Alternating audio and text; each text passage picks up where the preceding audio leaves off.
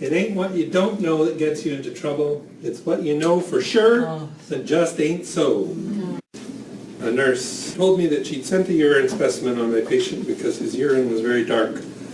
There were no urinary symptoms, and she was telling me about it because it had come back and it was negative. She went on to say, well, she knew that dark urine just means dehydration, but she sent a sample in. So my question is, why did she do that? I'll set the stage is some of the recommendations from the Choosing Wisely campaign. I hope you're aware of this. You ought to be. So this is, I think, was started by the U.S. Institute for Patient Safety. They solicited every professional organization. Nursing colleges come up with one thing you shouldn't do. Don't recommend antibiotics to treat bacteriuria in older adults. Long-term care experts, the same thing. Phys med and rehab experts, the same thing, even with a catheter. And in geriatrics, the same thing. Don't use antimicrobials to treat bacteriuria in older adults unless specific urinary tract symptoms are present. Part of our dilemma is what is a specific urinary tract symptom.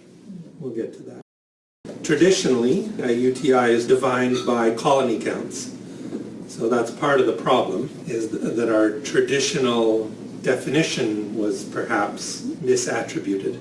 So that the long-time definition has been it's a UTI if there's more than 10 to the 8th colony-forming units per liter of bacteria or yeast, if it's a yeast urine infection. Where did they get that from? Well, somebody chose that arbitrarily as a cutoff in 1956. So that even by the 1980s is when Lindsay Nicole had started to do her research. It was clear that lots of people with more than 10 to the 8th bacteria in their urine didn't have a significant UTI.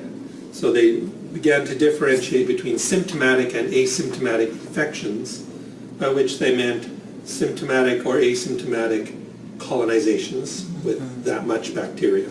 The assumption also had been that normal urine is sterile, and so that if you have more than this many bacteria, it's bad. Also not true. So what is the prevalence of asymptomatic bacteria, more than 10 to the 8th bacteria, but no symptoms? In old people over age 65 living in the community, at least 10% of men and 20% of women at any one time. And within individuals, they will have it at one time and not at another, and still never have symptoms. So the fact that it's there or not there has nothing to do with whether they have symptoms or not. If you go to institutional populations like geriatric rehab or nursing homes, it's 50%. So might as well flip a coin as do your culture. Remember that. If you do a urine culture, half of them will be positive, no matter what. So they identified, by they I mean Lindsay Nicole, and other people like her, identified cohorts of people with asymptomatic bacteria, and they followed them for a long time, years.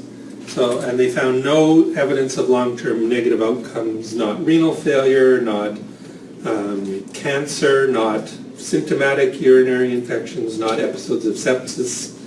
It's not a pathologic condition. It just is. It's just bacteria in your urine. Then they did trials of treating people with antibiotics for asymptomatic bacteria, and it was useless and harmful. So it did not decrease the number of symptomatic UTIs that people developed. It did not reduce their mortality.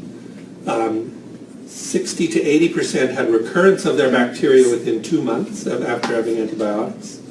Many people had adverse effects, and they also produced some antimicrobial resistance. So useless and harmful, right? No benefit, all bad.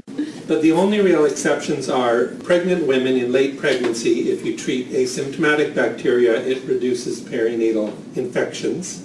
And in any age, people who are just about to be cystoscoped, you can give them antibiotics, and that reduces urosepsis after the urologic procedure.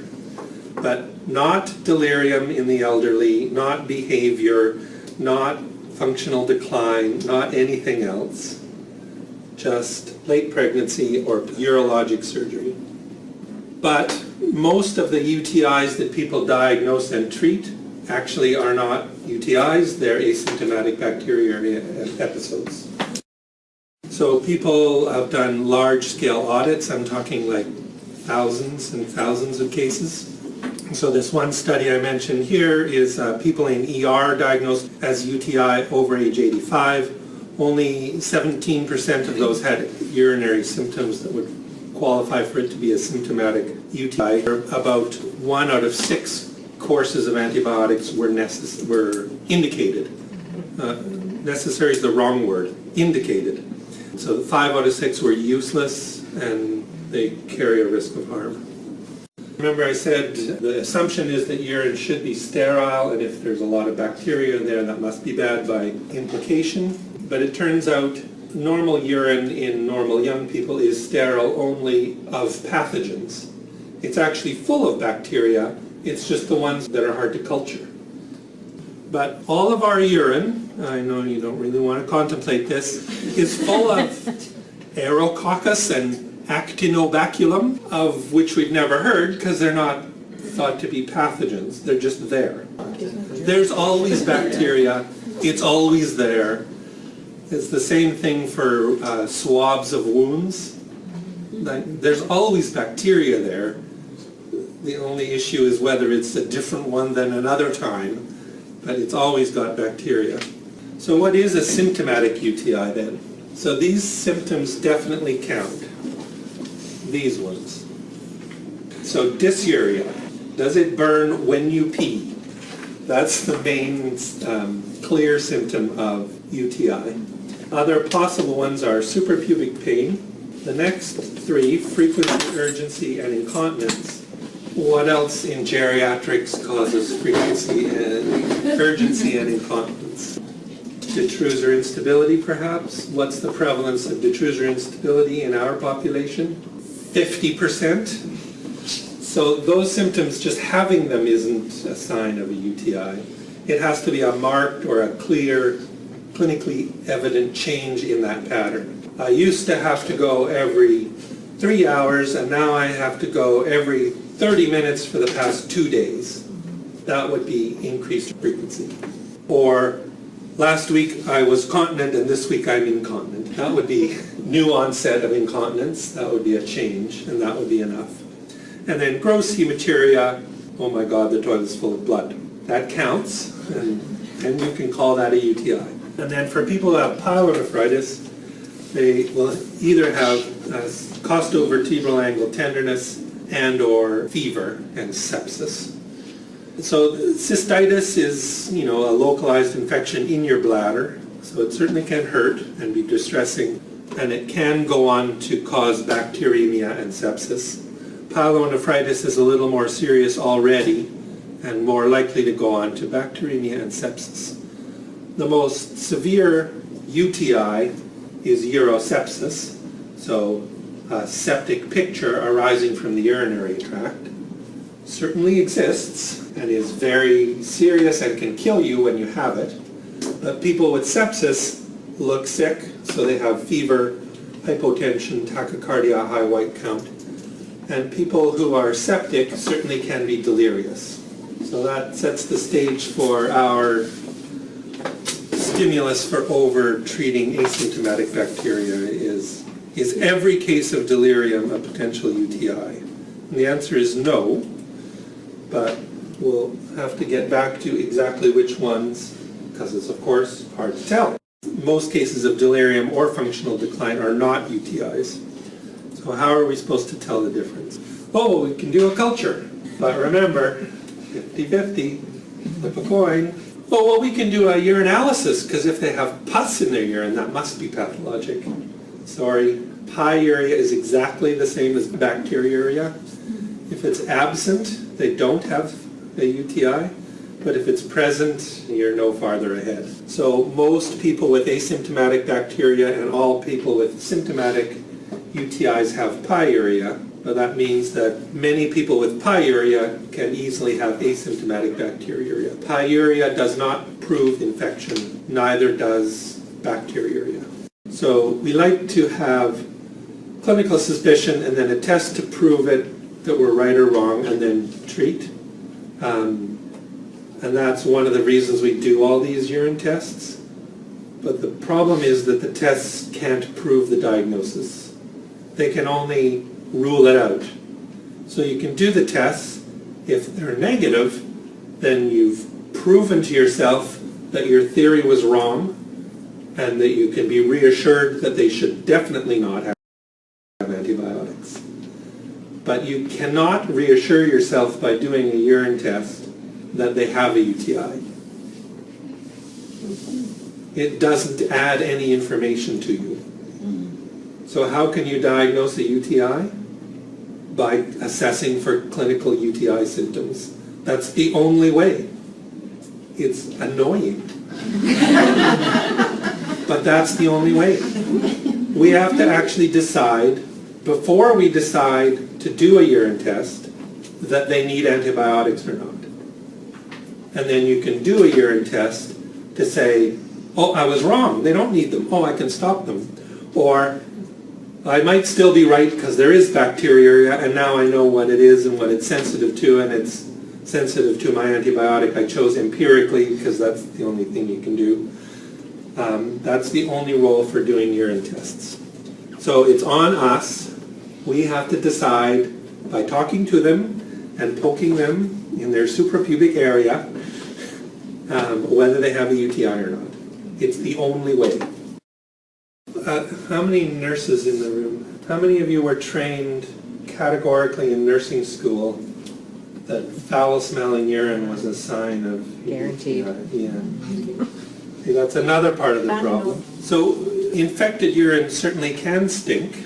Doesn't always. Other causes of smelly urine are dehydration, contamination with like vaginal or other substances, metabolic disorders, which are rare, asparagus, which is a possibility in the community, but it's not part of the hospital diet.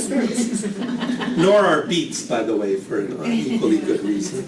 So dark urine, also not a sign of a UTI. It's mostly dehydration, but it could be hematuria, hemolysis, rhabdomyolysis, like it's hemoglobin or myoglobin in your urine. Beets can stain your urine red as well. The drug rifampin turns your pee a very entertaining bright red-orange color. Senna can stain your urine. Senna is kind of like henna. And then cloudy urine is protein or mucus. It's not pus. It's just gunk.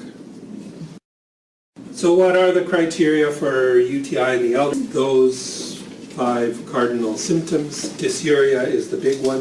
A significant, clinically significant new or increased urinary frequency, urgency, or incontinence. A fever with no other diagnosis. Suprapubic or flank pain or tenderness, or gross hematuria. Otherwise, if you do a urine culture, flipping a coin. So this was a minimum criteria from the US and Canadian Infectious Diseases Society for the diagnosis of UTI in long-term care. So in people without a catheter, you should not send lab tests unless they have fever, dysuria, hematuria, new or worsening incontinence, or suspected bacteremia. So they're not saying just confusion or delirium or change in behavior.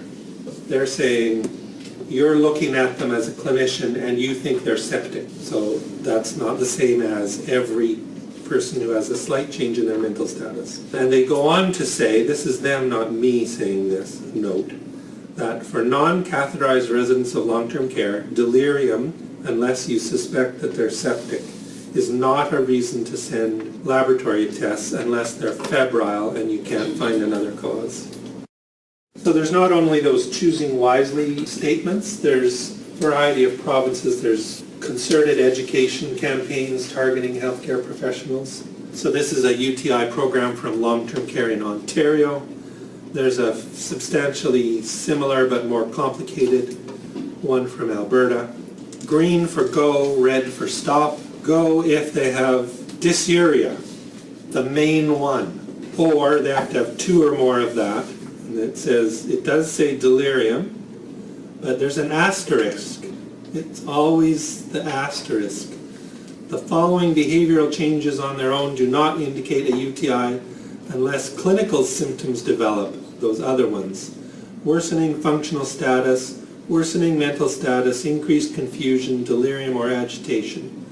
Falls should not be considered a presentation of infection. How's that?